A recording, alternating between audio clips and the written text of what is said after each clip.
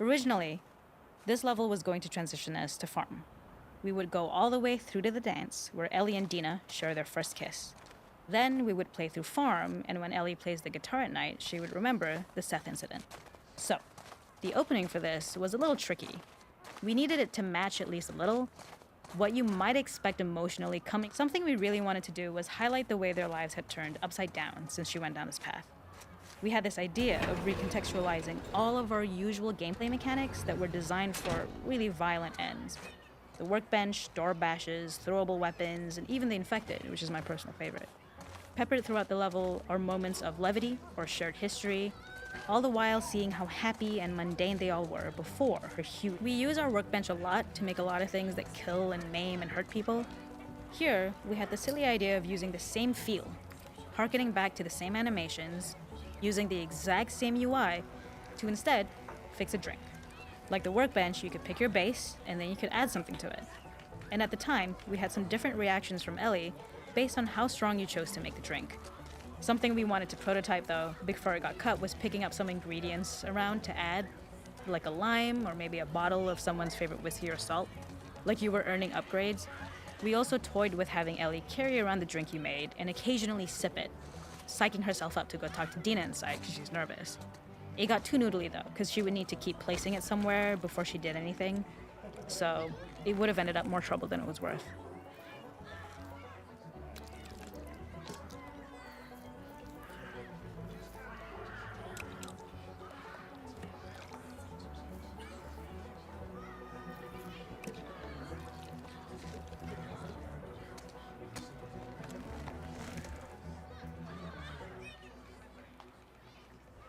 The makeup artist is pretty simple. It's one of those little in-game scenes we peppered in to make it feel like Ellie had roots in the town. Hallie, our writer, mentioned that in her mind, an ex-girlfriend of Ellie's tattooed her arm to cover up her scar. So we figured this might be the only time you get to see that. We wanted to hint at it and allude to it and make it feel like there had been so much more that had been happening and so much more that Ellie threw away.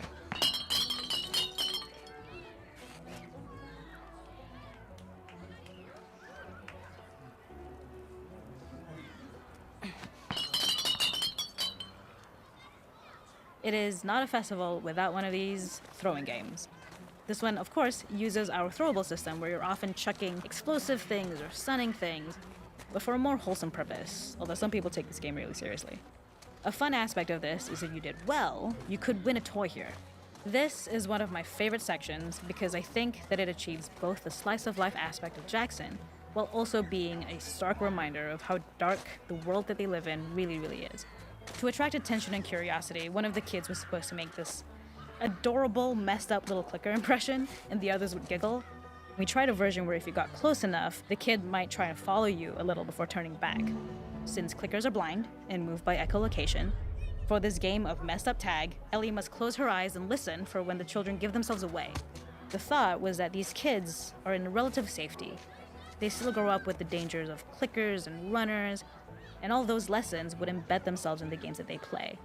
When the festival got cut, they tried to preserve this moment and move it to the front of the game where the snowball fight is, as a tutorial.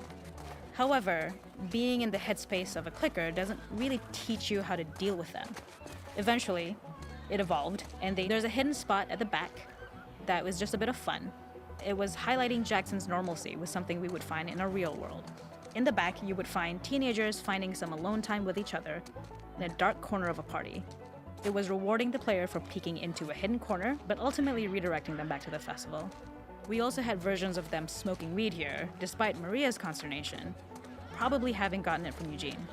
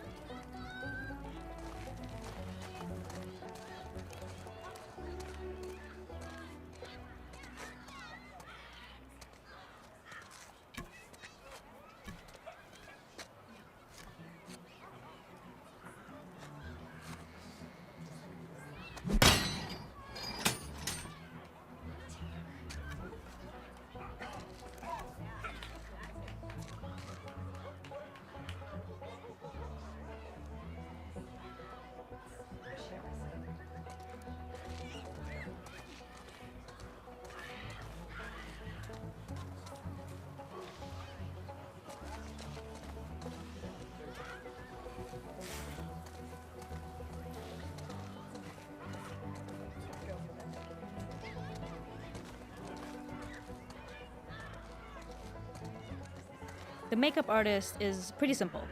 It's one of those little in-game scenes we peppered in to make it feel like Ellie had roots in the town. Hallie, our writer, mentioned that in her mind, an ex-girlfriend of Ellie's tattooed her arm to cover up her scar.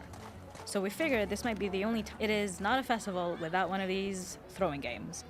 This one, of course, uses our throwable system where you're often chucking explosive things or stunning things, but for a more wholesome purpose, although some people take this game really seriously. A fun aspect of this is if you did well, you could win a toy here.